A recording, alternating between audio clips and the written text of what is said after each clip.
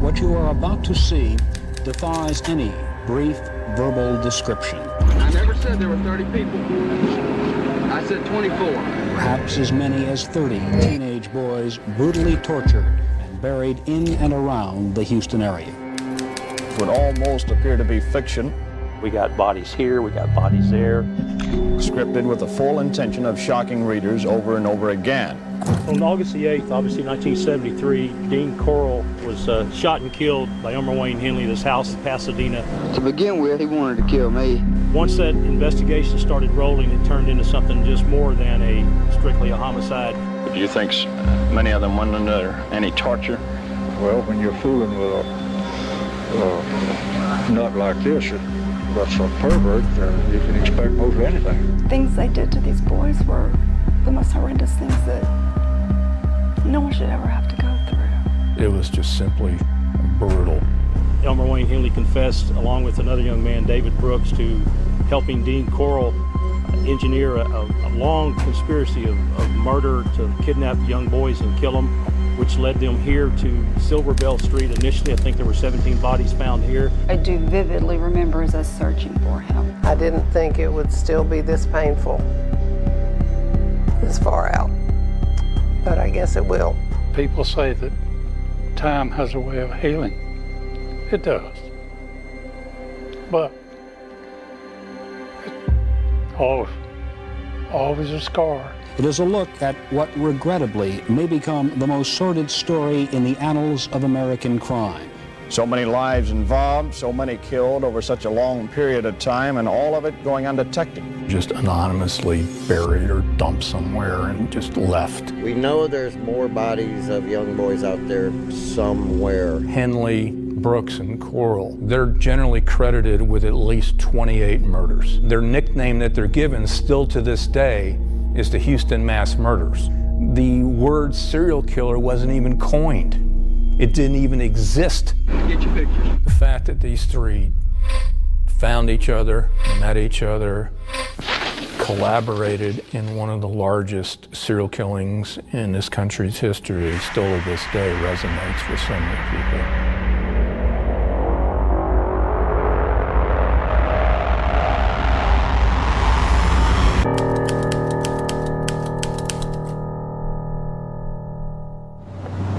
It's been nearly 50 years since Dean Corll, with help at times from David Brooks and Elmer Wayne Henley, carried out one of the worst serial killings in history. Nearly 30 victims, boys and young men ages 13 to 20.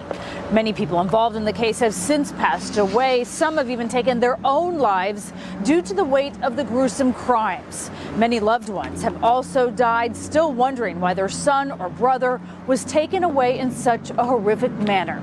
Only one set of parents is still alive today, the mother and father of the last victim, the first to be found. We lived in a very tight-knit neighborhood. I mean, we knew all the families on both sides of the street. It was August 1973.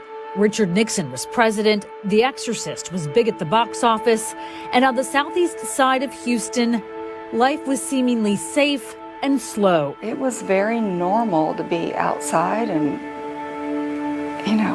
James Stanton Dramala, the oldest child of Elaine and James Dramala. We went to church every week. We,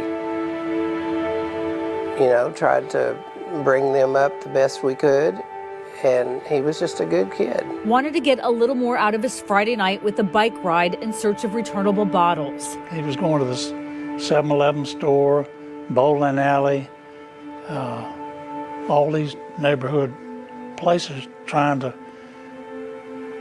muster up enough bottles to turn them in to make more money to take his girlfriend out.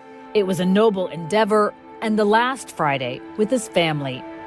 I tried to stop him, and I was in the kitchen, and he came in there and he says, "I'm going out to ride my bike. Dad said I could." I said, "Stanton, don't go."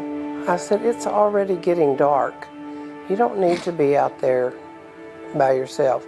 We went on family bike rides after dark, all four of us together. but I didn't want him to go by himself. And he was tall for his age. He was 5'9". And he patted me on top of the head and he said, "Don't worry, Mom, I won't be gone but just a little bit." And then he didn't come back. And I walked the floors all that night and didn't know what to do. And he never heard from him again. This is the last photo we had of him, 13. Stanton was 13, a student at DD Middle School and a good kid. I tell people we're very Mayberry because we were. You know, Mom would stay at home. My dad was a college teacher and dinner on the table by 6 every night, you know, that kind of thing. This was before his hair got long. The Dramalas lived in a modest neighborhood in a part of Houston that bordered neighboring Pasadena. For days, they searched for Stanton. We drove and looked, and we went to places, you know, like the bowling alley, and we went up to the parks, and we just drove and looked everywhere, places we thought he might be, and then he wasn't. And they quickly turned to police for help.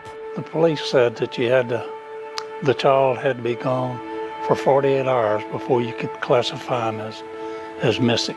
Until then, they were runaways, and made my blood boil. Never ran away before in his life, had no reason to, had a good home, good family, good friends, and he lumped them, they lumped him in as runaways. Yeah, that hurt both of us really bad. What they didn't know is that just 20 miles north in the Heights area of Houston, yeah, it's completely the other side of town from where we were. Dozens of other teens and young men had also disappeared, starting with 18-year-old Jeffrey Conan. And that's always remained a mystery is, you know, how can so many young boys and teenagers either vanish or disappear. Conan vanished in September 1970 while hitchhiking home from college. 3 months later, James Glass and Danny Yates, both 14, went missing after a church rally. The following January, brothers Donald and Jerry Waldrop disappeared while walking home. On March 9, 1971, Randall Harvey was last seen riding his bike to work. In May 1971, 13-year-old David Hilligist and 16-year-old Gregory Winkle were taken, and there were almost 20 more ranging in age from 14 to 20 who vanished between then and 1973. Reuben Haney, Frank Aguirre, Mark Scott, Johnny Ray Delhomme, Billy Balch, Stephen Sickman, Roy Bunton, Wally Simino, Richard Hembry, Willard Branch, Richard Kempner, Jeffrey Lyles, William Lawrence, Raymond Blackburn, Homer Garcia, John Sellers, Michael Balch, whose brother went missing a year earlier, Marty Ray Jones, and Charles Cobble. A list of nearly 30, and when many of their families reported them missing, it did not get the attention it deserved. You look at the time period that this took place in. You didn't have the internet, you didn't have cable, you didn't have cell phones, you didn't have anything like that. You didn't have advocates like me. You didn't have people going around, you know, saying nothing was ever really put together. And sadly, for the most part, a majority of the victims were categorized as runaways, throwaways. So while there were isolated searches, the disappearances were not publicly connected by police, and so no one had any reason to fear. We never really were afraid of anything because we didn't know anything like this was happening. The monster and his accomplices. Demented. Totally demented. Dean Corll's mom said, "That's not like him. He wouldn't do that." End quote. Well, it was exactly like him. He did do that. Who would eventually be revealed. I saw him change into a different person. His body swelled up. His eyes got big. He was a completely different personality. I would call it demonic.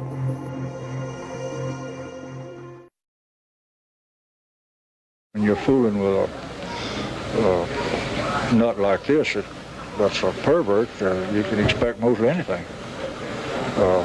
Or they use instruments and a rack and so forth for their sex acts. Good evening. Profile, a Houston tragedy, is only a title, for what you are about to see defies any brief verbal description. It is a look at what regrettably may become the most sordid story in the annals of American crime. Perhaps as many as 30 teenage boys brutally tortured, murdered, and buried in and around the Houston area. In August 1973, an unbelievable scene. There was nothing but grass and dirt, and there were a bunch of cars, and I remember going into the boat sheds. It was just mud on the ground. There wasn't any pavement in the ones I went in, and there were just holes dug everywhere, and there were people digging everywhere. And it was getting dark when they were still pulling bodies out, and they were pulling, half bodies out and whole bodies out, and it was just a dark, scary feeling at that point, at night when it was getting nighttime, wondering how long this was going to go on, how many they would find. A 17-year-old named Elmer Wayne Henley Jr. led police to this mass gravesite after a bizarre confession. Picked up, or I helped him get rather, and he raped him, ended up killing him, brought him down here and buried him. Dean Arnold Corll, shy and serious as a child, a sadistic murderous mastermind as an adult. He used his mother's candy business to endear himself to the neighborhood children. Dean Corll was given the candy because he gave out candy to the neighborhood, and he had a candy shop. In the mid-1960s, Corll Candy Company sat across the street from Helms Elementary in the Heights area of Houston. Corll's mother started the business. He carried it on, only leaving for a 10-month stint in the United States Army. He was honorably discharged in June 1965. There was no reputation. It wasn't like he never got in trouble before. Corll was born in Indiana and moved with his parents to Texas. By his late 20s, working for the candy company, he earned the nickname Candyman. Sometimes we'd walk over there and just stand there, and he would give us some of the pralines. And in 1967, befriended 12-year-old David Owen Brooks, a sixth grader whose parents were divorced. Their relationship turned sexual. Brooks spent more and more time with Corll, and Corll enlisted him to bring him teenage boys. In return, he paid Brooks in cash and with a Corvette. He was a strange guy. He gave David a Corvette, and David was riding around in his Corvette, and everybody was wondering, why did David get a Corvette? By 1971, Brooks introduced Corll to Henley, likely an intended victim. Instead, Henley was deemed useful, and Corll decided he could also help procure boys. Meantime, the disappearances mounted. Many of the teens were friends with Brooks and/or Henley. Victim David Hilligist was Henley's neighbor. The answer was right under our nose, so to speak, and we didn't recognize it. We never in any way thought Wayne did anything because he was such a polite, nice boy. We knew him as a kid and surely seemed like such a compassionate person that I felt he always offered his sympathy, always asked about David, and even helped us distribute some of our reward posters. By summer 1973, Corll was living at 2020 Lamar Drive in Pasadena. And I'd see him in the backyard drinking some iced tea or something, and he'd wave to me, and I'd wave at him, but I didn't think anything of it, Henley, then 17, invited Tim Curley to drink and sniff paint fumes with them. They picked up Henley's friend, Rhonda Williams, along the way.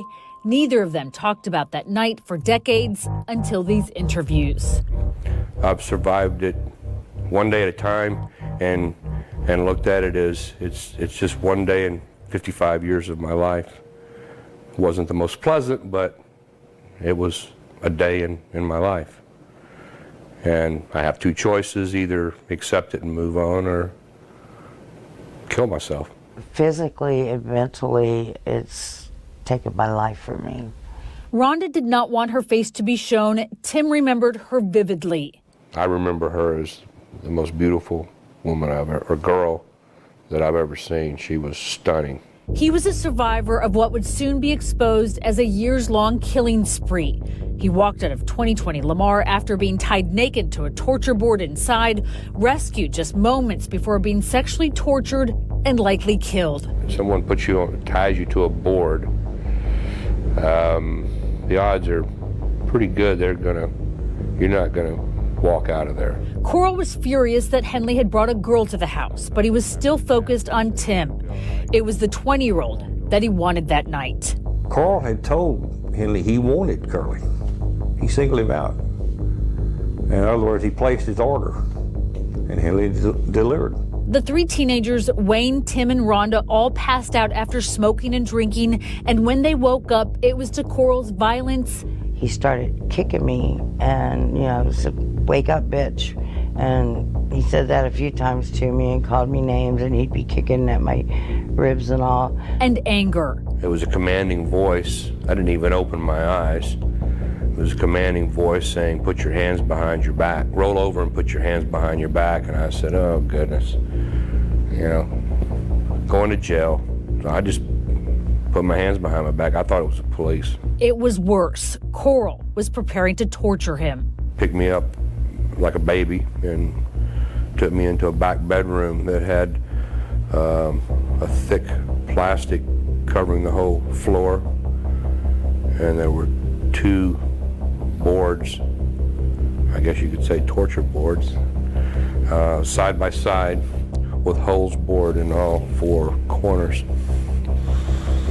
And he handcuffed me one hand at a time, took my shirt off the other arm, then he handcuffed that one and handcuffed the first arm, and did the same thing with my feet and undressed me. And you could see Tim. Tim was naked and he was on his stomach, and Tim was crying to get loose, and he was starting to get hysterical. Tim was tied face down on one side of the board. Rhonda was on her back on the other side.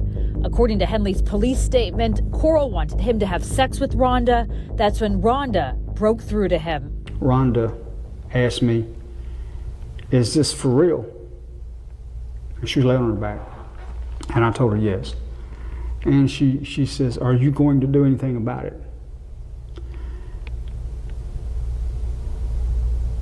And looking at her, I could see that whatever answer I gave her, she was going to go with. And I believe the fact that someone depended on me to do something about it was just enough.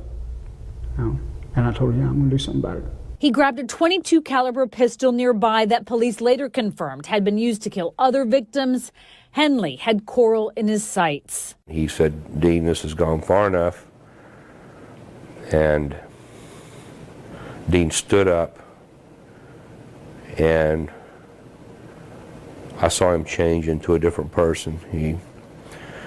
His body swelled up, his eyes got big.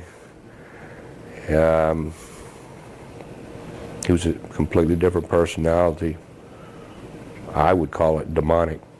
And he raised his arms like a bear charging and rushed Wayne, saying, "Kill me, Wayne, kill me." And I truly believe he didn't think Wayne would do it. He emptied the gun at him. Coral tripped into the hallway, slid down the wall, and he was dead. I woke up and he was clamping handcuffs on me. 10 minutes later, Henley called Pasadena police and reported the shooting. Only he and David Brooks knew it would get worse. Now, David Brooks is another person who has been named. Now, what role did he play in all of this? Same as mine. And the full impact of how lucky I wasn't until later. As I said, driving, that's when it really began to set in. And then it just got worse after that as the body count rose. There were just holes dug everywhere, and there were people digging everywhere. And it was getting dark when they were still pulling bodies out, and they were pulling, half bodies out and whole bodies out. And it was just a dark, scary feeling wondering how long this was going to go on, how many they would find.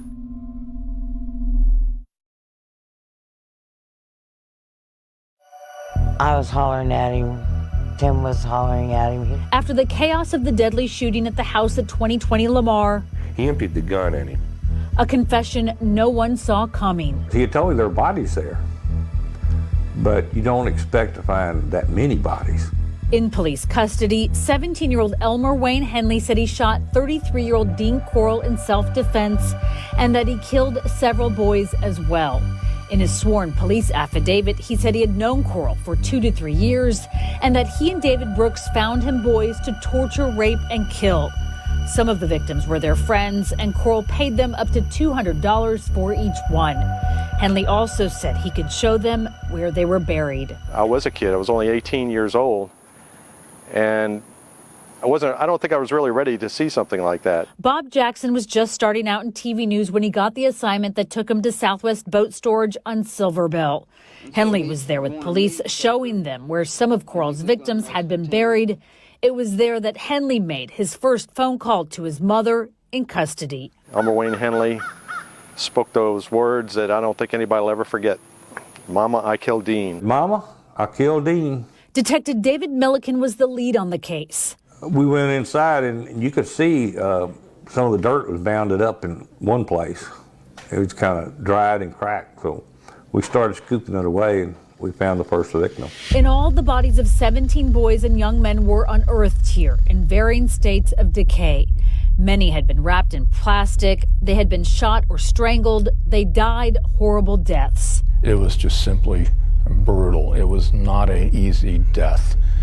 It was agonizingly and painful, and it took a long time. And then they were just anonymously buried or dumped somewhere. David Brooks turned himself in the next day, and Henley opened up even more. For the next 4 days, Brooks and Henley accompanied police to the beach at High Island, where they found 5 bodies.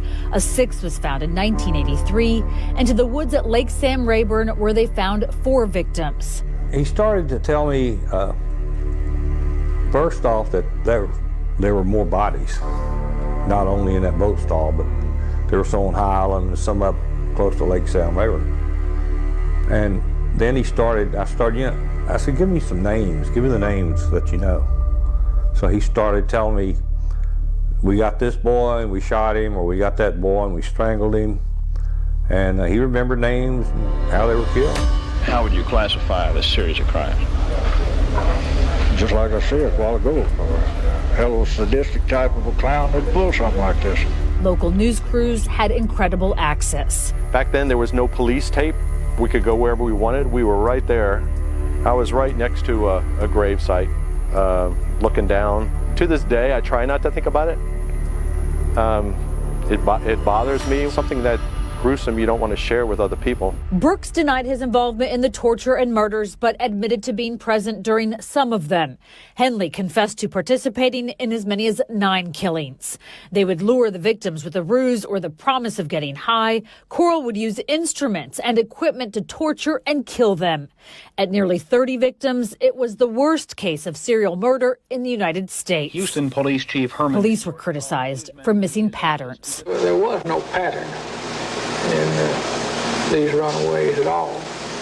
There's just as many runaways in other areas of the city as there are in the Heights. For instance, in 1972, in the Heights area, we've recorded 187 reported runaways, which is no higher than some other areas of the city. I'm sorry that I decided to leave. The victims were often classified as runaways, and sometimes their parents or friends would get phone calls or letters. Hope you understand, but I had to go. They had him write a ransom note to us. To fool them. Stanton Dramala was the first victim found at the boat shed. They could have acted more expeditiously than call him a runaway. It seemed like there's, at that time, should have been more slots that you could have put the guys in. Runaways, stolen, lost, murdered. There's a lot of categories they could have been put in, but instead they only had 2, runaway or missing. That was hurtful. Oh yeah. Yeah. Because we knew it wasn't either one. Wasn't a runaway, wasn't lost. He knew exactly where he was supposed to be. It just was not fair to him or the family, all of them. Not just our family, but all the families. For the Dramalas and dozens of other victims' families, ahead were trials and what they described as constant pestering from the justice system. Just put him in there and leave him. And from Elmer Wayne Henley himself. If I have guilt feelings, they're not for public consumption. I don't need the public to forgive me.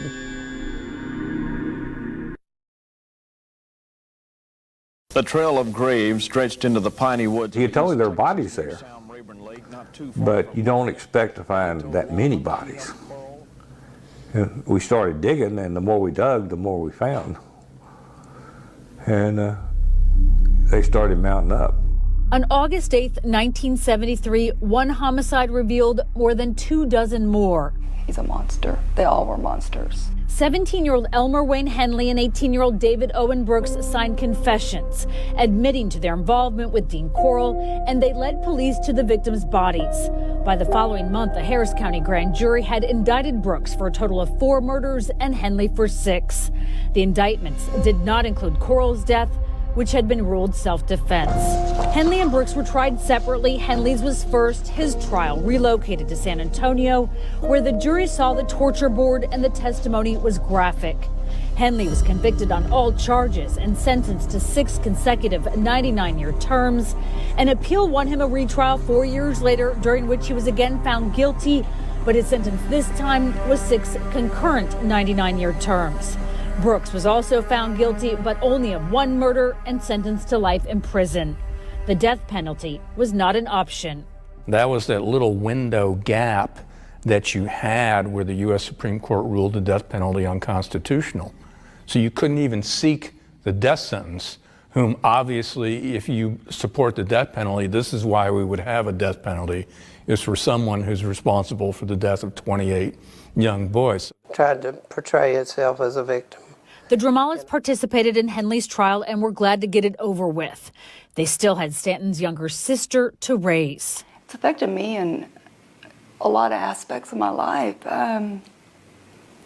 First off, just how they continued to raise me after this happened. They became extremely protective. Within 6 years of Stanton's death, Brooks was eligible for parole. Henley came up a year later. For the Dramalas, their suffering was compounded. Well, they were staggered. Henley was one, Brooks was the other.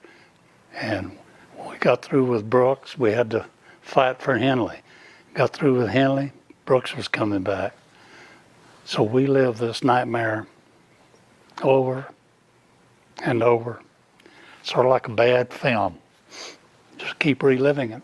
And while Brooks stayed private, Henley marketed his art, even selling out a gallery show within minutes as he sat behind bars.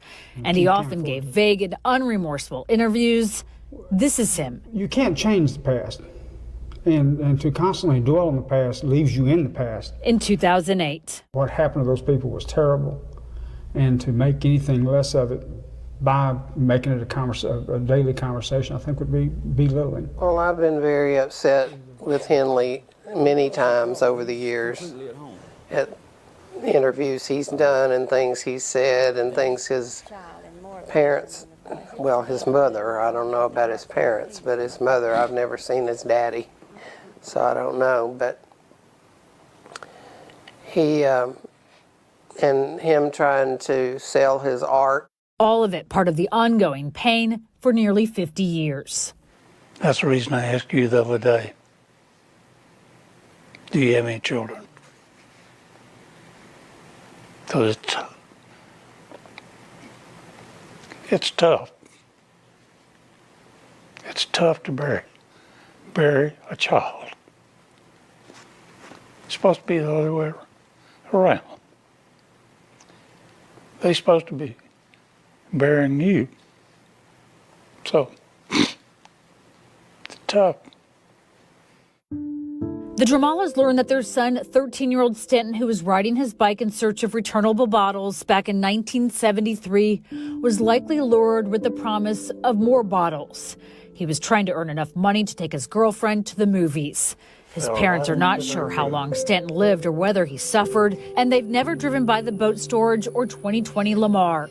They don't want their good memories of their blonde-haired boy infected. We never did that. And this within a half a mile where we're sitting right now. I can almost throw a stone and hit it. Well, one thing that I always felt was a blessing for us, that I felt really sorry for the other parents, and that is that Stanton was only missing and we didn't know what happened to him for 5 days. For others, it was years. Stanton was the first boy found. The Dramalas chose to stay near the memory of their son. This is Elaine Dramala in 1983. You used to cook and supper for 4, and suddenly it's only 3. You find yourself baking 4 potatoes, setting 4 plates, and then crying over the fact that you did. As many as 9 bodies were not identified until years later, one as recent as 2013. One victim has never been identified. The unidentified boy, 3356, had so much that we could provide as information to people who might have known him. Why is he the one we can't get ID'd? Well, it's kind of sloppy, but a whole different time. The recovery of the victims' bodies at 4500 Silver Bell in Houston in 1973 looked starkly different from the orderly crime scenes of today. Local news coverage showed jail trustees digging up shallow graves and carrying out remains. It's been so many years. Photographer Bob Jackson was there that night. I couldn't believe what we were seeing because there was just so many people running around. Police, inmates, families of people working here. There was a whole lot to take in. And in the end, there were 3 locations: the boat storage, the beach at High Island, and a property almost 3 hours away near Lake Sam Rayburn. The majority of bodies were identified in the months after they were found, but as many as 9 were not. Forensic anthropologist Dr. Sharon Derrick was hired in 2006 at what was then the Harris County Medical Examiner's Office to help clear unidentified cases, and she started with 3 from 1973. These 3, 3349, 3356, and 3378, were in boxes rather than in body bags and on trays in that large room. And the boxes said 1973 mass murders on them. Derrick was in high school in 1973 and remembered the headlines. It was so horrible, it just like locked in my mind. In 2008, she identified 3349 as Randall Lee Harvey, a Heights teenager who went missing in March 1971. Derrick found an old message from a 16-year-old girl who suspected her brother was a victim, which put her on the right trail. There was a name, just a first name on there, but I was able to eventually, after a lot of computer work, figure out who she was, and then I had to find her in current day. Was able to find her through her name being in an obituary for someone else. She was related to that person.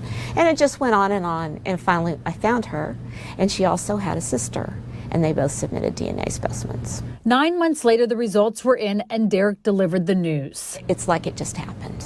And they were grateful. They were so kind to me, but they were very, very sad. In 2010, 3378 was identified as 15-year-old Michael Anthony Balch, who disappeared in July 1973. His brother Billy was also murdered by Coral a year earlier.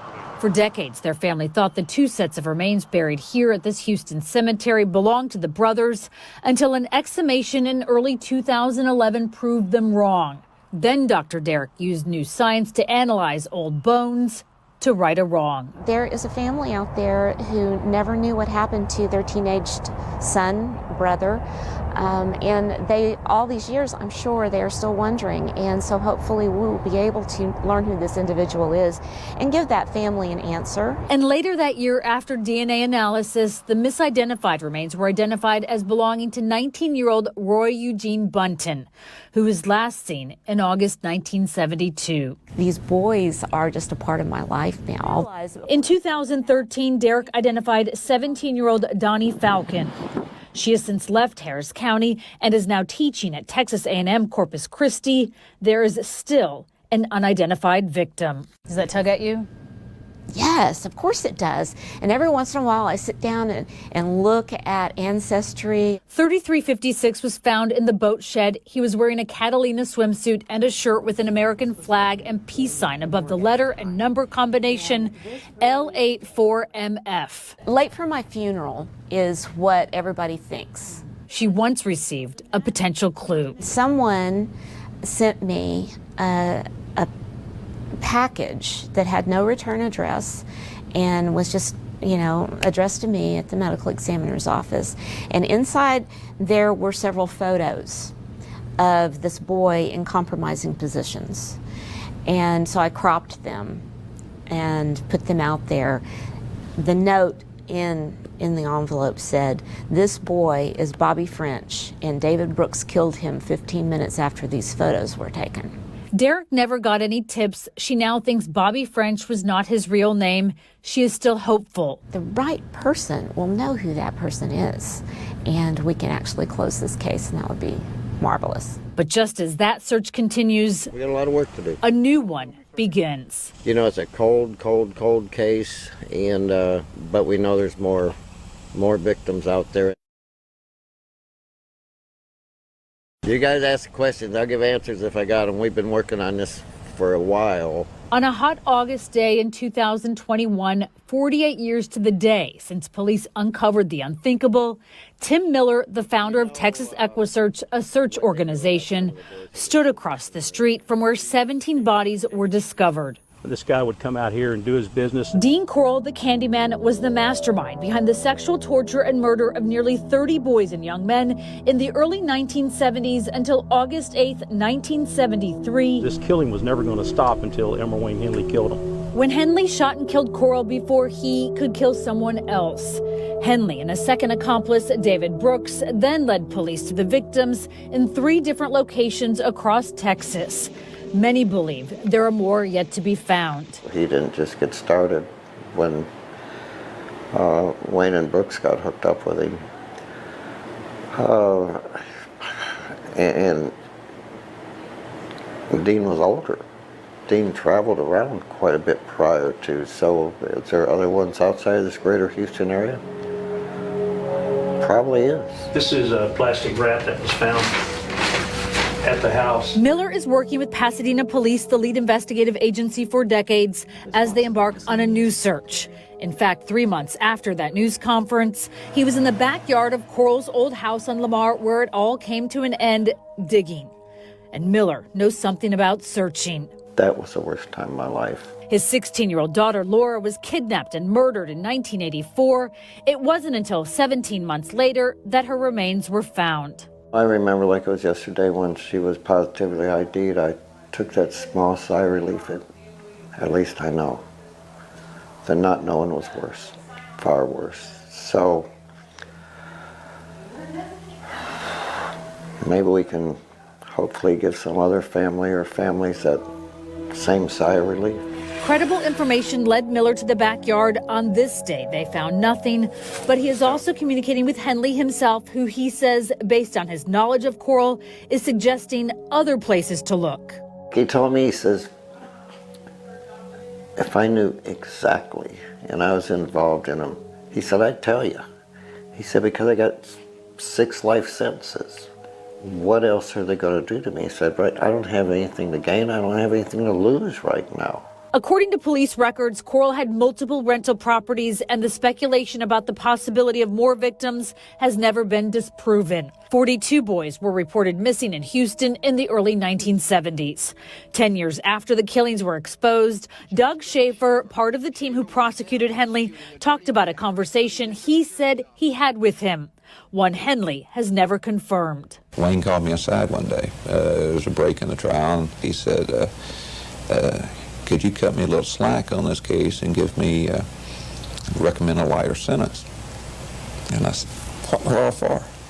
He said, well, I'm a little bit upset. He said, I've been reading the paper in the jail, and this fellow Gacy up in Illinois, they found 33, and that beats my record. I had the record.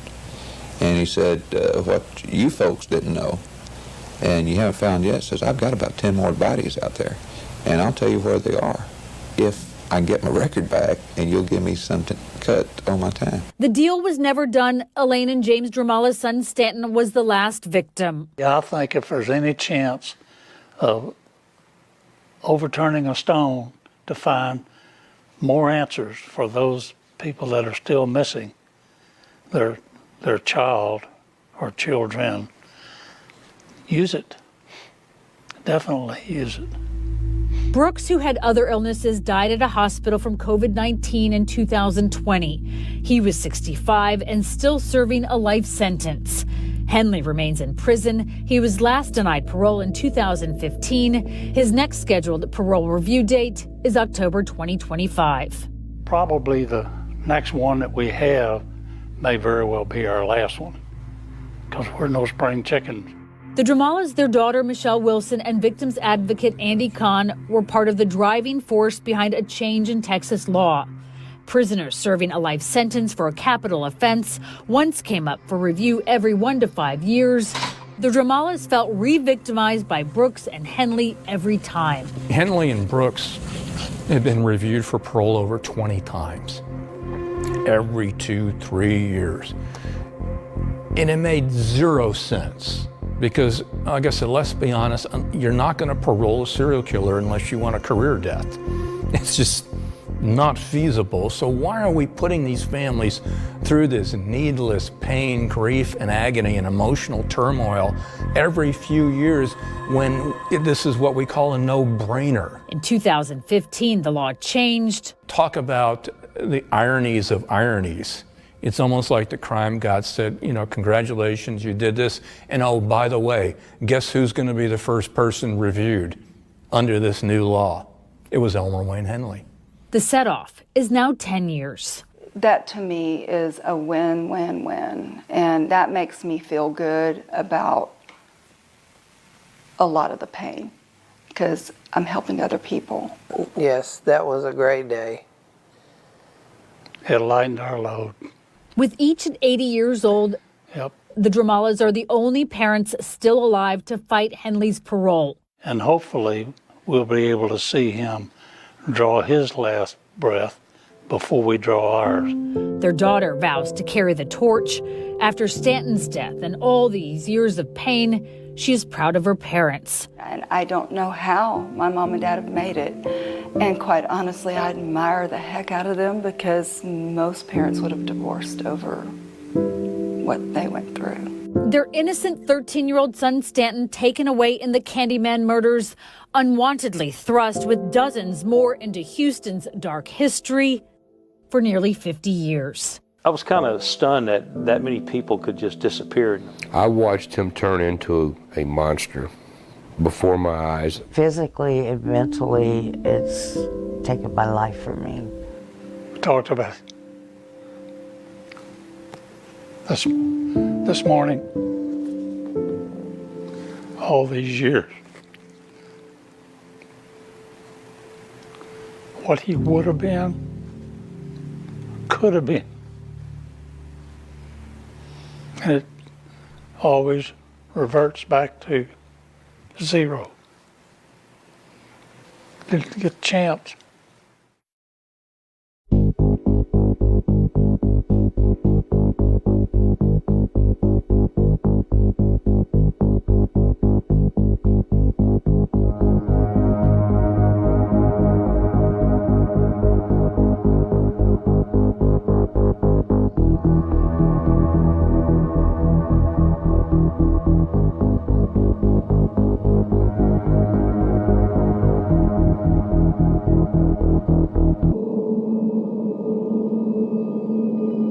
Elizabeth Pena and Jennifer Erkman were out together Thursday night, and that's the last time anyone remembers seeing them. She just told me she was going to go home, and she never got home. And it's just been a search ever since. We've been passing these posters out everywhere. Well, the last thing is, I love you, and Yeah, we both told her that we both love her and that we would see her, but we never got to see her again. The search for two people missing for 3 days has apparently ended in tragedy this evening. This afternoon, authorities found the nude bodies of two teenage girls in North Even in a Houston. city where a case of homicide no longer has a numbing effect on those who hear about it, this case is a real gut-wrencher with so many questions. Not the least of which is what killed those children? Who could have done such a terrible thing? Was Peter a follower or a leader? I don't think he was a leader. Have you ever watched like a show like on National Geographic? Questioning at least 5 suspects. It's similar to what lions do to gazelles. Police have filed capital murder charges against teenage boys. Jenny and Elizabeth were the gazelles, and I'll just leave it like that. In positively the wrong place at the wrong time. This is horrible. Absolutely horrible. You can't script a president of the United States intervening. You can't script that the Texas Court of Criminal Appeals would use this case to decide whether the lethal injection constitutes cruel and unusual punishment. You can't script the Supreme Court would decide 17-year-olds don't know that you shouldn't kill somebody. You can't script the impact that these two families have had on victims' rights. Why can't they put a belt around their neck? Why can't they stop them down with their feet like that, stomp them down the ground till they're dead? And why not lay them there for an hour and let them die? I can still remember that day. It just took so much for me. Introduce yourself and how you're related to this case. My name is Venancio Medina Jr. I was the 14-year-old kid that was involved in this case. Just broke my heart, and a piece of me is not here anymore.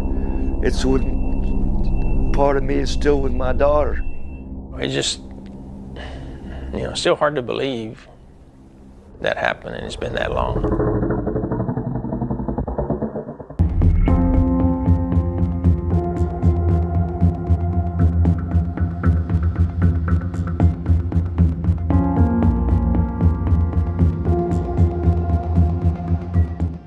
Houston's T.C. Jester Park in daylight, a haven for runners and cyclists. 30 years ago, it was a shortcut for two innocent teenaged girls, and what happened next not far from here was unspeakable. This is the story of Jennifer Erkman and Elizabeth Pena. On June 24th, 1993, they crossed paths with what those involved in these cases have called pure evil.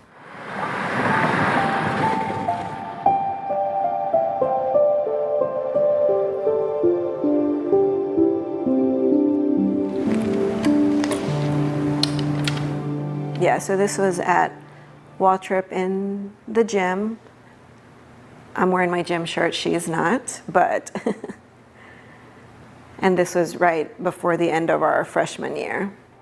May 1993, 14-year-old Jennifer Erkman and 15-year-old Christina Alvarez were finishing up their first year at Waltrip High School. We were just hanging out in gym. They were best friends who lived close to each other, and their friendship went back years. She was funny, fun to be around, super sweet. She was obsessed with New Kids on the Block, of course, like we all were, so her room was full of posters. That freshman year, the two welcomed Elizabeth Pena into their group. She was a little older, but in the same grade, and had attended a different middle school. They all soon clicked. Super sweet, yeah, very nice. Always happy, always smiling. They were typical teenaged girls. Christina remembers Jennifer, a rule follower, a good student. Elizabeth, always with a big smile.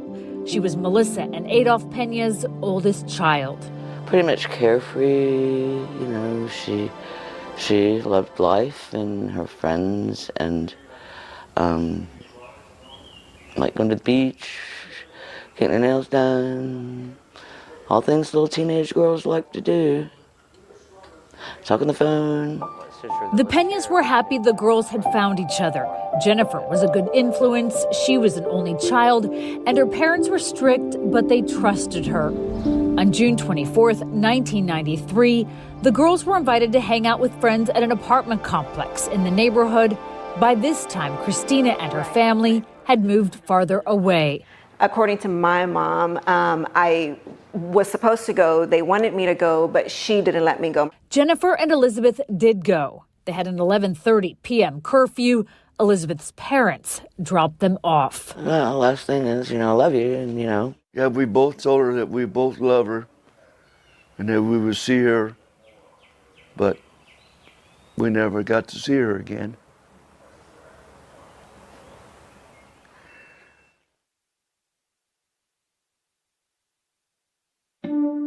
On June 24th, 1993, 14-year-old Jennifer Ertman and 16-year-old Elizabeth Peña were enjoying some summer freedom.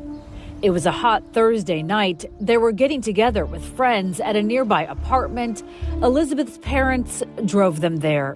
I remember her and I dropped her off, and for some odd reason, she didn't call us to come pick her up. It was about midnight, I guess, close to. And she decided to walk home. That was the worst mistake she ever made.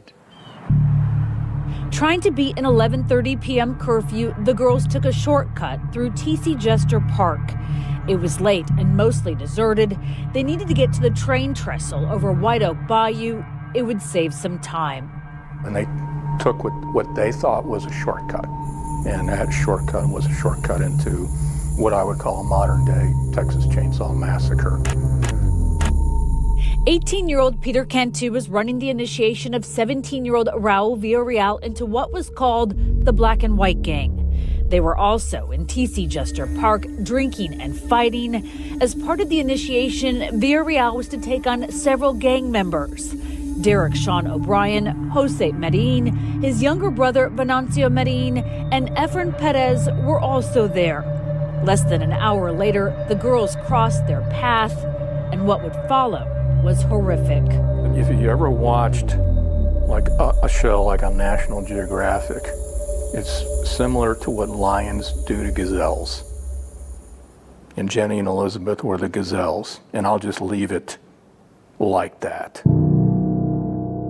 Elizabeth was the first to be attacked. Later testimony revealed Jose Medellin grabbed her and threw her to the ground.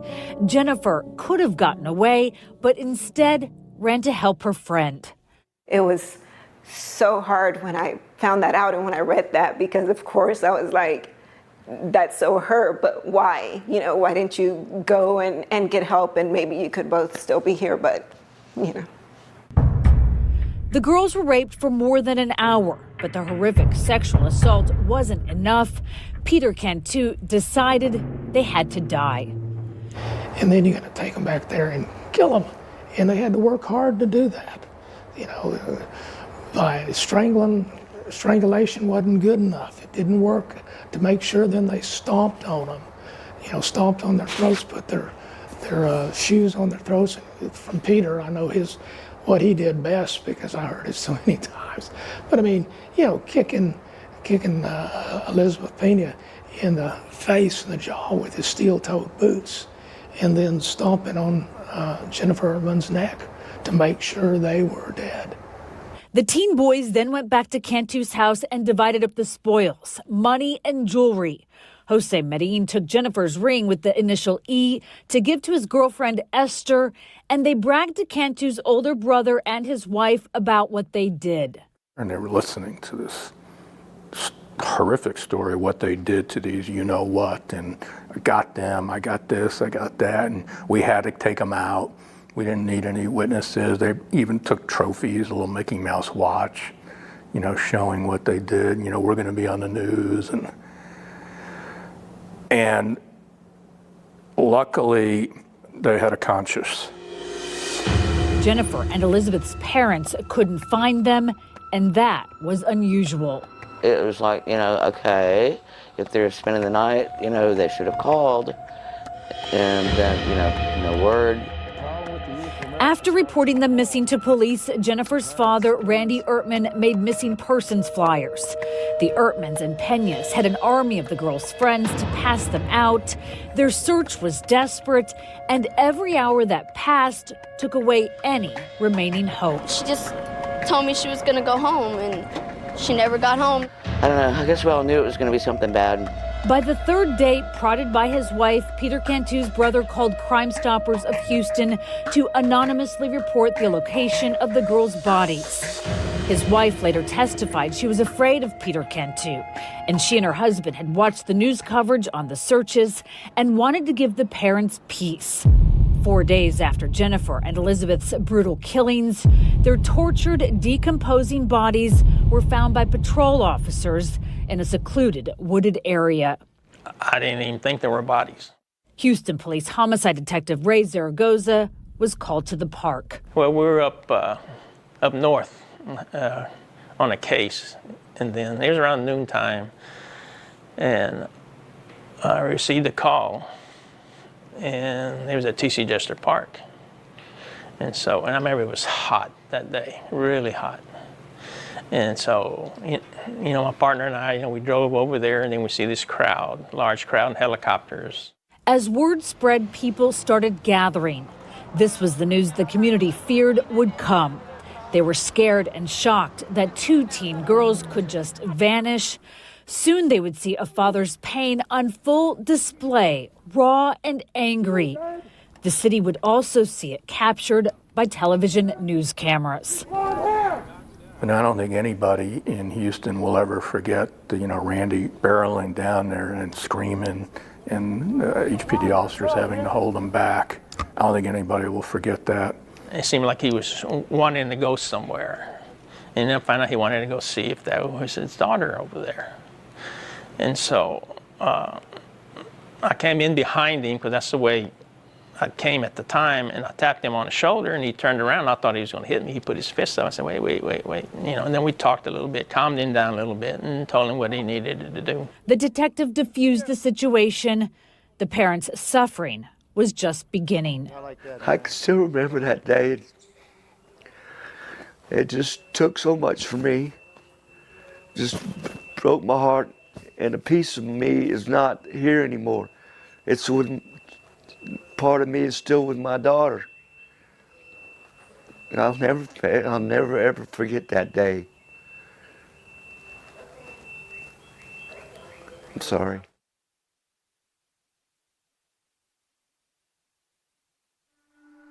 On a hot Houston night, Jennifer Ertman and Elizabeth Peña never could have predicted the evil they'd happen upon. To this day, it just bothers me. It's hard to believe. It's hard to believe that humans, especially kids, could do that. But I guess that's the way it is. That's evil. That's evil. As the girls were cutting through T.C. Jester Park in order to make curfew, they were attacked by gang members, raped and strangled. When a belt broke, they used shoelaces to choke them to death and then stomped and kicked them with steel-toed boots. 4 days later, police were led to their mutilated bodies by a call to the Crime Stoppers tip line.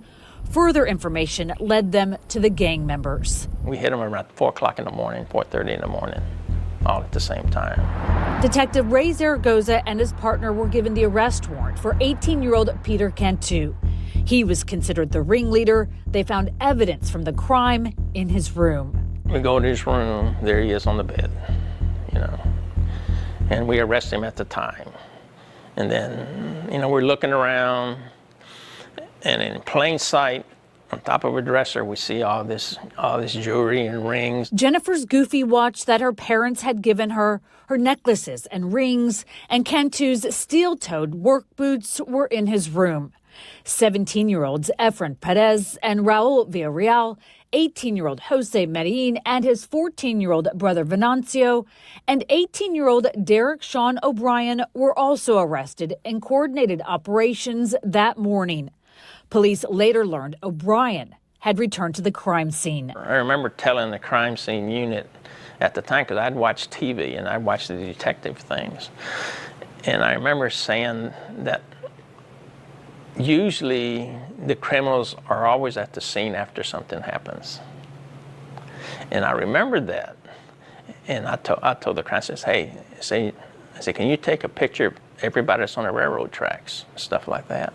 I said, okay. Well, later on we found out O'Brien was up there, and that was, I said, wow, I guess it is true that they hang around like that, So that's how we found out about him. He was up there laughing. O'Brien wasn't laughing when he and 3 of the 6 suspects were walked back to jail after their initial arraignment. He kept his head down. Peter Cantu, the alleged ringleader, was not as measured. He lashed out at reporters and photographers, an outburst that showed his age and his anger. I think he was proud of what he did. He was they were all such evil people, is all I can say. Who in their right mind would do anything like that? You had to be evil.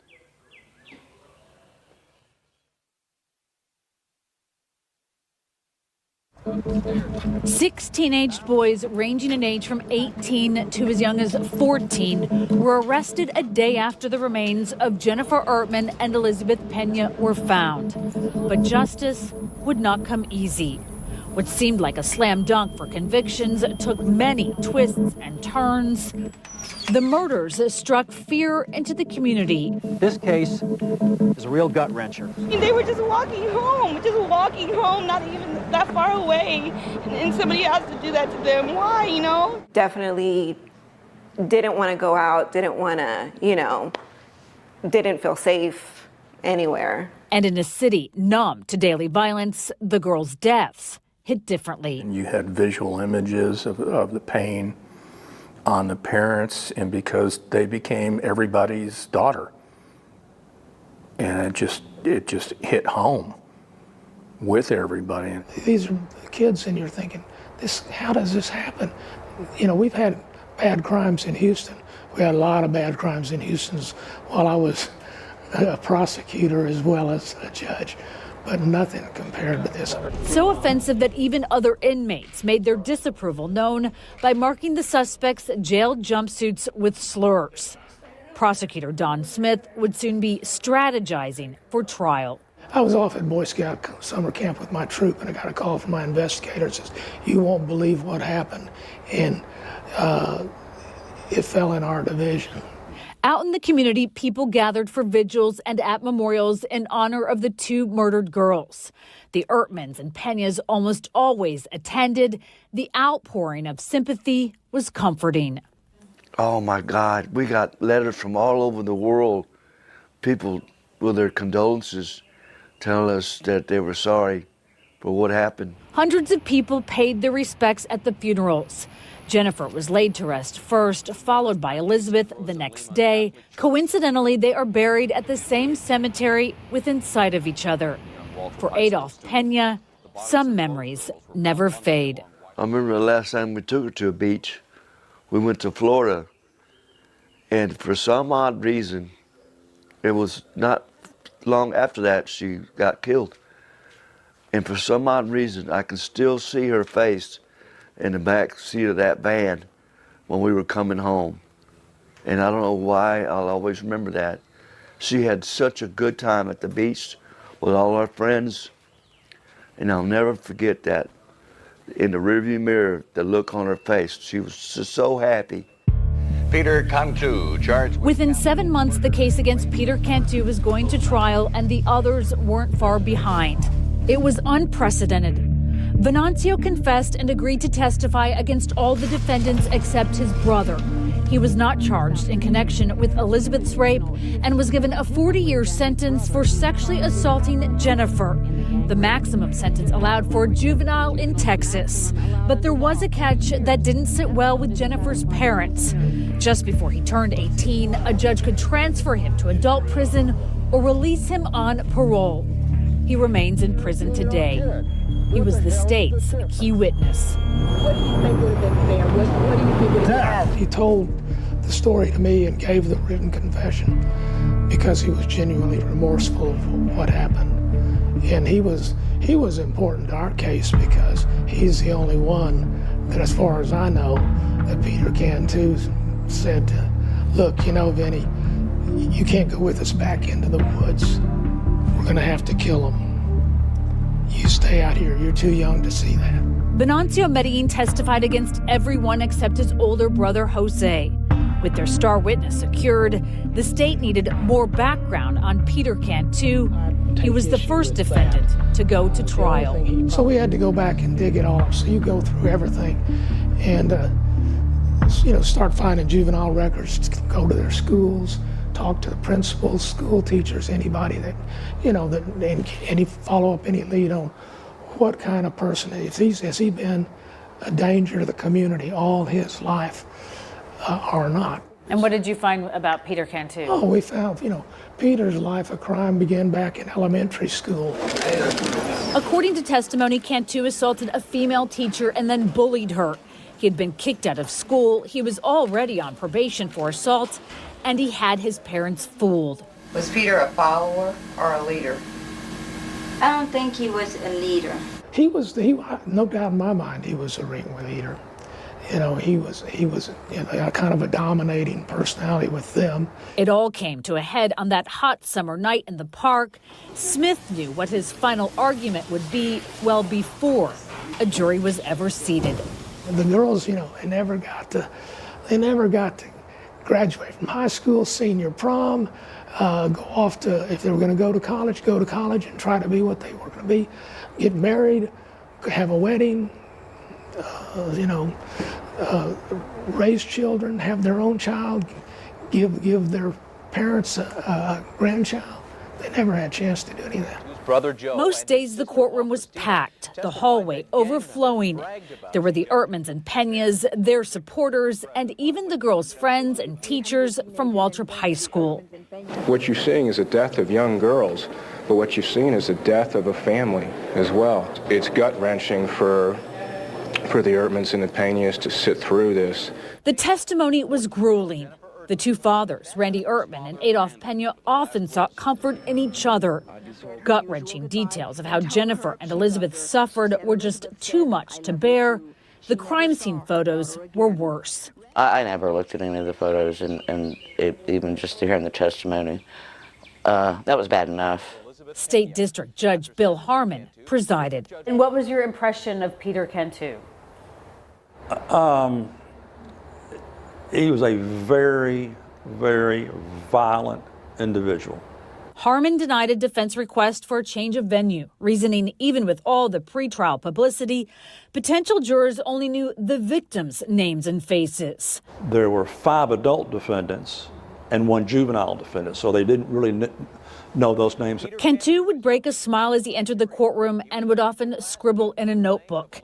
His defense team had to manage him.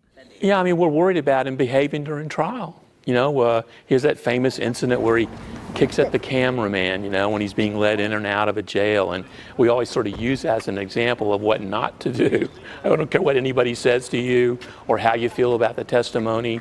All you can do is just be neutral, be calm, and not give them a reason to be mad at you in the courtroom. So, yeah, we had that as a constant concern.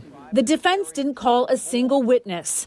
The evidence against Cantu was overwhelming and even included testimony from his own brother, describing how Cantu and the others bragged about the girls' murders. We didn't have an alibi. We didn't have self-defense. You know, we didn't have some of the traditional defenses that you might have, so we just had to put the state to their proof. And in all honesty, the defendant's family coming in to testify, you know, made it difficult. So if what we were really concerned about was trying to keep from getting the death penalty, we couldn't lose our credibility in the guilt-innocence phase by taking some, you know, outlandish position. Eyewitness News reporter Elma Barrera has been following every gripping moment of the trial, and she's joining us live now from the Harris County Courthouse with the verdict. After 4 days of trial and less than 30 minutes of deliberation, there was a verdict. We, the jury, find defendant Peter Anthony Cantu guilty of capital murder charge. Randy Ertman sobbed. I know he's going to be put away. They should seek the death penalty on him, and he should get it. He should try. Look at me. The drama was yet to come.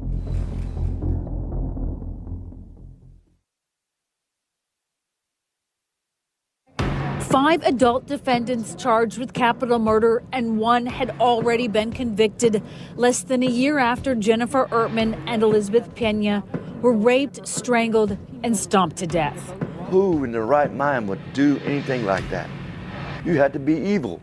The question was whether Peter Cantu would be sentenced to die. My job is to administer justice. And do you think it was done in the Peter Cantu case? Oh, absolutely. Absolutely. It took 4 hours for the jury to return a death sentence. I think he always knew that he was going to get the death penalty. But first, Judge Harmon made an unprecedented offer. He goes, what do you think if, when the jury comes back with a decision, if I allow Mr. Ertman to say a few words? And I just went, I think he would love that. And I asked each one of them if they wanted to have an opportunity to make a statement before I imposed the sentence, and Randy Ertman said he did, and Adolph Pena said he did not. Mr. Ertman. The weight and emotion of Randy Ertman took over the courtroom. We didn't know what was going to happen. In a booming voice, he berated Peter Cantu. Yes, sir, I do. You know, there's a lot of children back here. And I want to put myself down to your level. I'm not going to call you sir. I'm not going to call you a fag. You can look at me if you want. Look at me! Look! You're not even an animal. You know I have cats that kill animals? They kill an animal, they eat it. You're worse than that. You're... Excuse me. Look at me. Look at me good. Those excruciating moments in the courtroom in 1994 made way for future victim impact statements in Texas. You destroyed your life, you destroyed my life, you destroyed my wife's life, you destroyed... His, credited with being the first, the Penas believe that day Ertman said it all. Today, such statements are standard procedure at the end of a trial. You're worse than anything I've ever seen in my life. And I hope to God, and this is wrong too, that you rot in hell. Do you understand that? Just nod your head if you can even think about talking, boy. It was just the right thing to do at that particular time in that particular case with that particular father. He was a force of his own. He was something else. Randy Ertman was something else.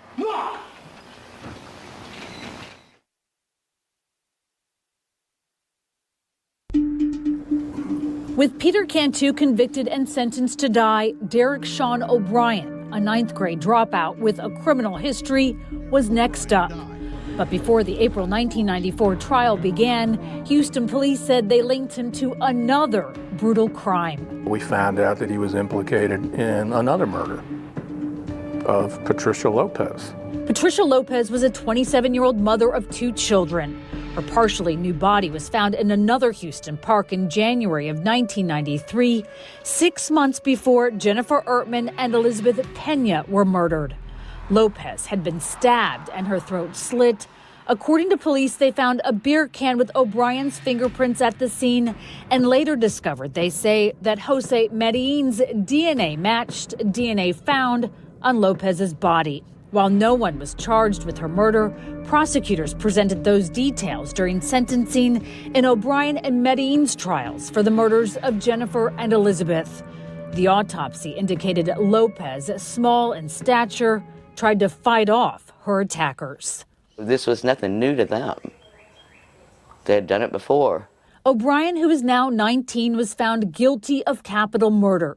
It took less than 30 minutes for the jury to sentence him to death, the second of the 6 suspects to be condemned.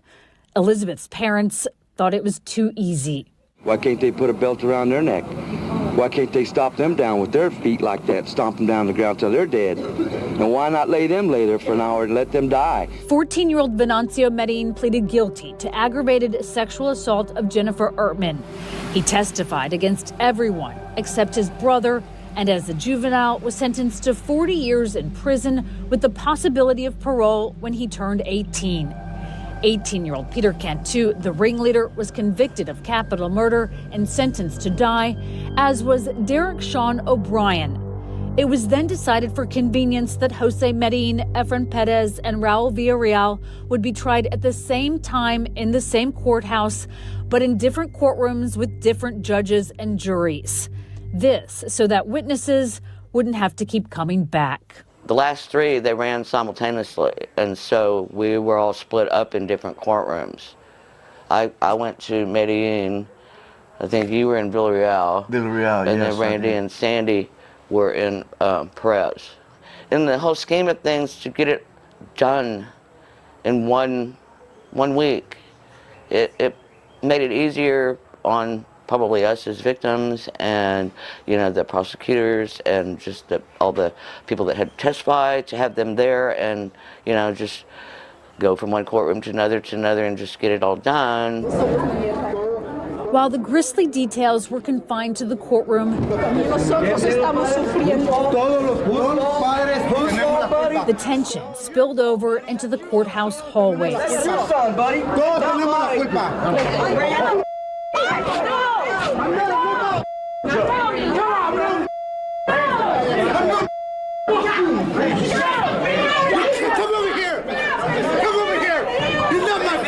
You belong in hell. We live for the day that you die. Medellin, Perez, and Villarreal were all convicted. That was the given, according to courthouse observers. Hope you rot in hell. Whether they would get the death penalty was the real question. The 5 who were eligible did. And in modern day crime history, that is the most death penalties ever in a singular criminal incident, still to this day. The sentences were victories, but they wouldn't stand forever. We had that sentence, and then it's like, nope, took it away. That was terrible.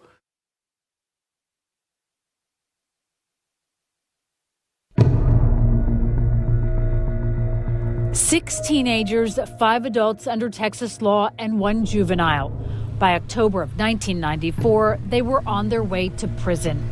The 5 adults with death sentences, the juvenile with a 40-year term. In just 16 months, justice for Jennifer Ertman and Elizabeth Pena, 2 sweet and beautiful teens who suffered in their last moments, had been served, and their parents thought the courthouse was behind them. Andy Kahn is a longtime crime victims advocate who worked for the city of Houston at the time. He befriended and often spoke for the girls' families. I still cringe to this day. It's still the worst case I've ever dealt with, read, or had privy to be on the inside to, still to this day. We think that these girls happened along and that they were in positively the wrong place at the wrong time. The murders of Jennifer Ertman and Elizabeth Pena shook Houston. The winding road to justice was frustrating. With convictions, Jennifer's father, Randy Ertman, turned his attention to when the sentences would be carried out. And he goes, hey, I'd really like to be there when they execute these guys. Can I do that? And I pause and I say, trust me, he didn't say it so nicely or politely. And I probably cleaned up that entire sentence for him. But I said, that's a really good question. I said, let me look, let me find out. So I go back and I look, and I find out that victims' families were specifically prohibited by policy. They, along with other inmates, were the only categories of people not allowed to witness an execution. The Ertmans, Penas, and Kahn were determined to change that.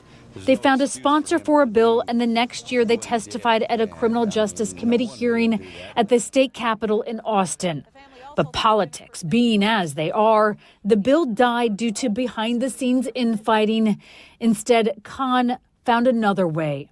So I went into Plan B mode. All right, you wouldn't pass the dang law. I'm going to get the policy changed. I called the chairman of the Board of Criminal Justice at that time, Alan Polonsky, whom the death row unit is now named after. And I said, Alan, here's the situation. Here's the deal. He listened to me. He said, all right, I'm going to put you on the next Board of Criminal Justice meeting. You come down. And he did. The Ertmans, the Penas, and myself drove down to Corpus Christi, testified in front of the 9-person board. They voted unanimously to change the policy. But it would be years before the Ertmans and Peñas would witness anything. And in legal blows to the victims' families, the executions of Efren Perez and Raul Villarreal would never come. I just don't think they deserve to be alive. I really don't. For what they did to my Elizabeth. In 2005, more than 11 years after Jennifer Ertman and Elizabeth Peña were murdered, the Supreme Court in another case, Roper versus Simmons, ruled that executing a person under 18 at the time he or she committed a murder would be a violation of the defendant's constitutional rights. The decision applied to all 17-year-olds who had been convicted of murder, so the sentences for Perez and Villarreal were commuted from death to life with the possibility of parole. Life without parole did not become an option in Texas until later that year. Perez and Villarreal are eligible for parole in the year 2029. You're totally against, them being released early. They were sentenced and they need to do their sentence. And, in full. The next month, the victims' families were confronted with another obstacle. Jose Medellin claimed since he was a Mexican national, he should have had a representative from the Mexican consulate by his side after his arrest. The Supreme Court agreed to hear his case, only to dismiss it 2 months later. His execution seemed on track until President George W. Bush, the former governor of Texas, intervened and ordered hearings for all 51 Mexican nationals on death row, including Medellin. Later, the Supreme Court said the president overstepped his authority. I mean, when you think about it, this was not some ordinary appeal. This went all the way up to the president of the United States, who is now intervening in a death penalty case. That doesn't happen. To my knowledge, it's never happened. It'll happen in a federal case maybe, but this is a state case. In 2006, Derek Sean O'Brien was the first to be executed. The Ertmans and Peñas, who pushed for the right to be witnesses, were there, along with Sergeant Zaragoza. And, what everybody says about how wrong it is and stuff like that, and how what animalistic it is, it's not like that. They just go to sleep. And how do you think that is compared to what happened to the girls? Oh, they got it out easy on that one. The poor girls had to suffer. And I mean suffer, too. But O'Brien was the only one who gave what Adolph Peña thought at the time was a heartfelt apology. And that same year, Peter Cantu got his execution date from trial judge Bill Harmon. He was brought before me in the 178th. Obviously hadn't seen Cantu since 1994. This was 12 years later. And in my opinion, he was just as deserving of the death penalty in 2006 as he was deserving in 1994. And so I set his execution date and he was executed. In 2010, 17 years after the crimes, Cantu, the angry ringleader who decided the girls would have to die, was executed. It just made you feel a little bit at ease, that somebody that killed your daughter is no longer alive. That's just relieves me. His trial attorney believes Cantu was misunderstood. His actions, the product of his age and environment. As federal judge Keith Ellison alluded to, Morrow points out, in deciding his habeas petition, which was denied. He had time to grow and become a man and reflect on what he'd done. And I think he was very remorseful. In the end, he had only one last word. And I asked Cantu, do you have any last words, anything you'd like to say? And I will never forget. He looks up to the ceiling like I'm doing that, and he goes, nah. Just like that, nah. Cantu's the last of the executions. 2 years earlier, and after his last-minute appeals were rejected, Medellin was executed. The Peñas and Ertmans had made 3 trips to the Texas death chamber. The Ertmans did not stop for interviews afterward. On a personal level, it's frustrating as a family member to know that this young man, or this man, has lived 15 years behind bars, almost as long as my cousin was alive before he ended her life. That's frustrating, yes. O'Brien, Medellin, and Cantu are buried in Captain Joe Byrd Cemetery in Huntsville, the largest prison cemetery in the state of Texas, and for prisoners whose families won't claim them. They were bad. and they weren't going to get any better.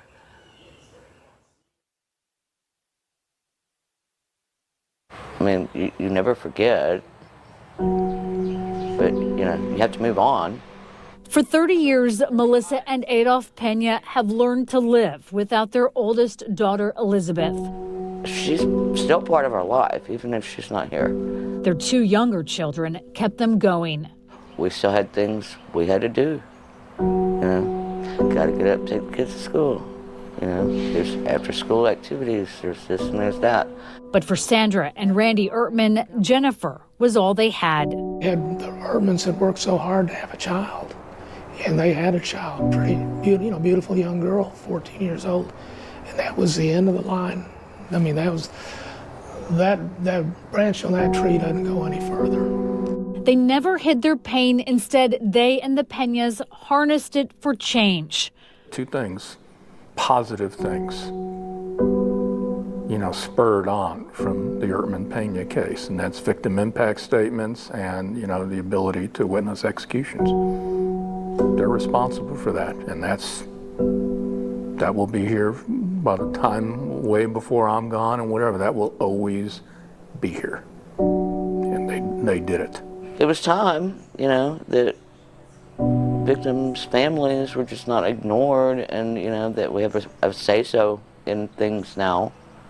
You know, it helps to have a voice. No other case has given victims more rights in Texas.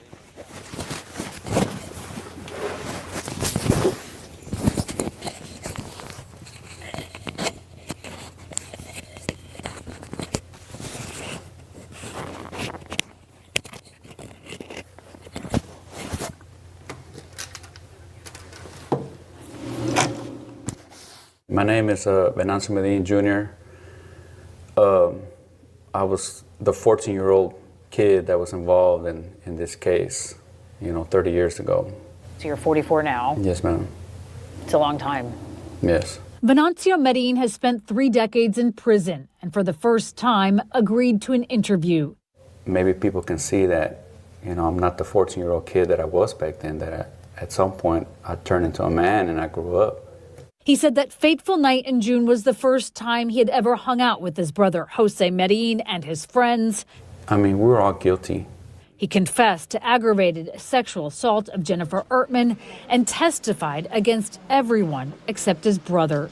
Why didn't you leave? Why didn't you stop it? Why Right. didn't you try to get help? So we were pretty much in a secluded area. So I didn't really become assertive with it, with the idea of leaving, because at the same time, even though I wanted to be accepted by my brother and his friends, I also was intimidated. I was afraid that they might turn on me. I remember when like Raul, Sean, they put a belt around one of the girls, like her neck, and I started seeing that. And one of the other girls was taken further back into the woods, so I couldn't see them. But I do remember seeing, you know, that part.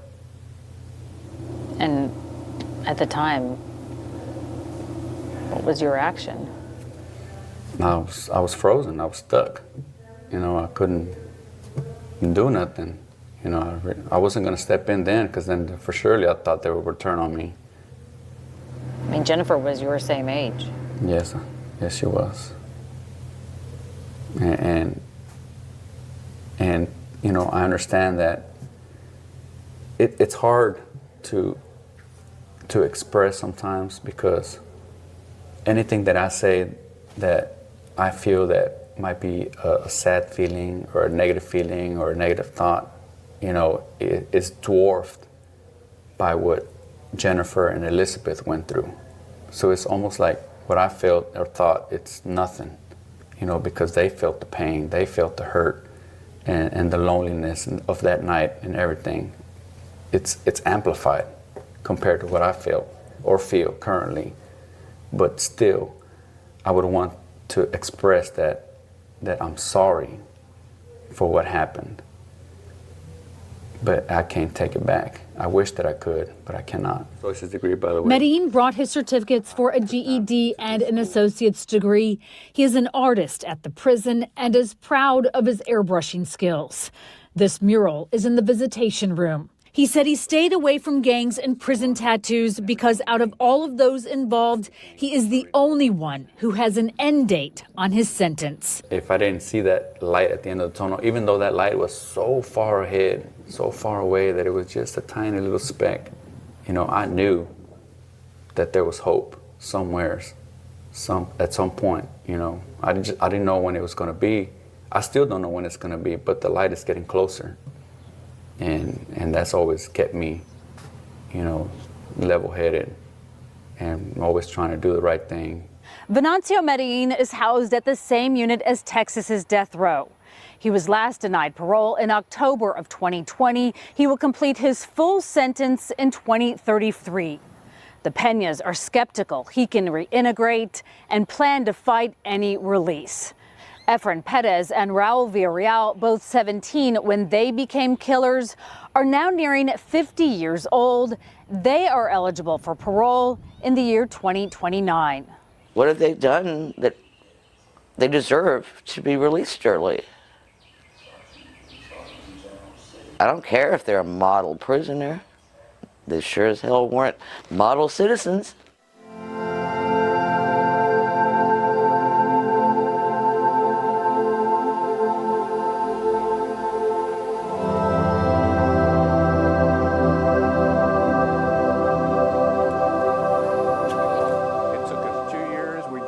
For 30 years, family and friends have lived with the memories of Jennifer Ertman and Elizabeth Peña, and they have honored them in their own ways. Why did you want to name your daughter after Jennifer? To keep her memory alive. Yeah, to make sure that her parents knew that I was never gonna, forget about her. Randy Ertman died in 2014 from lung cancer. We bonded because we knew what the other was going through. He was a protective father, fierce ally, and friend. He was a force of his own. He was something else. Randy Ertman was something else. He contributed so much to this case. The horror that happened in the dark woods at a Houston park was unimaginable. The murders of Jennifer Ertman and Elizabeth Peña, one of the most notorious crimes in Texas history. Their innocent faces, unforgettable. I hope that they'll always remember the two girls because they were innocent. They didn't deserve this. And I hope to God that people will always remember the two girls, Elizabeth and Jennifer.